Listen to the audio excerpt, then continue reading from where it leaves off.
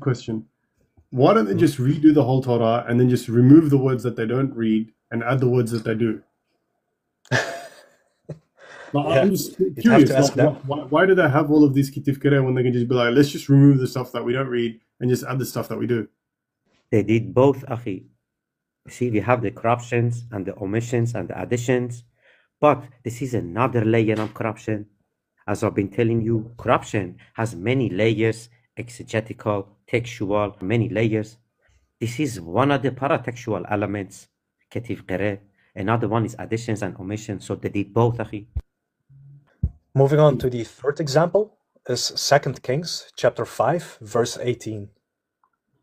Yeah, so it says in the English translation, it says, "In this matter, may the Lord pardon your servant when my master goes into the house of Rimmon to worship there, leaning on my arm, and I bow myself in the house of Rimmon. When I bow myself in the house of Rimmon, may the Lord please pardon your servant in this matter."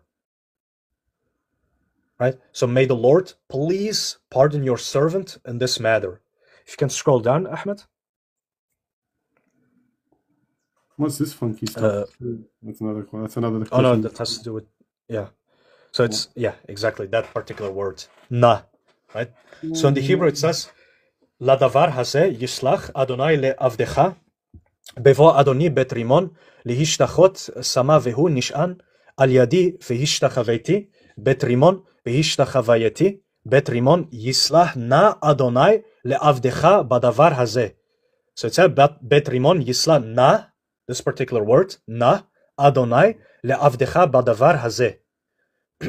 Now this particular word, again, it is present in the written text, but it is not read as such. The word means please. That's what the word means. It means please. Now, the Jews, again, they outright admit this. They say, in the Otsar Midrashim Qiri and Ketiv, Midrash Ketiv velo Qiri, they say, the scripture is missing please. Is missing please, the word na, because of the lack of sense and his words. Thus it is written and not read. Thus it is written and not read. This particular word, because of the lack of sense and his words, and these are the words, no pun intended, of the rabbis admitting this, because of the lack of sense in his words, thus this particular word that is present in the written text is actually not to be read. They don't read this particular word, even though it is written there.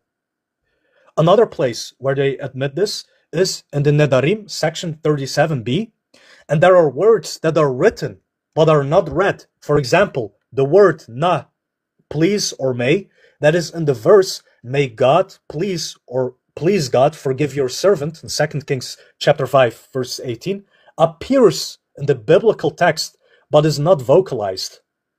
So you don't ask God. And this is precisely, it's redundant according to them because of the lack of sense and his words. Thus, even though it is written, it is not to be read according to them. So the word please is omitted in their reading and their recitation.